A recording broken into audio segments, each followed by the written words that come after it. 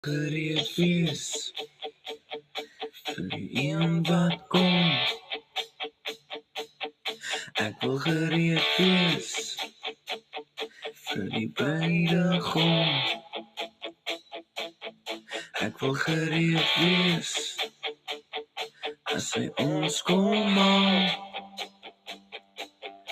Ek wil gereed wees as Jesus my kom haal. Ek wil gereed wees vir sy koninkryk. Ek wil gereed wees as hy my wil gebruik. Ek wil gereed wees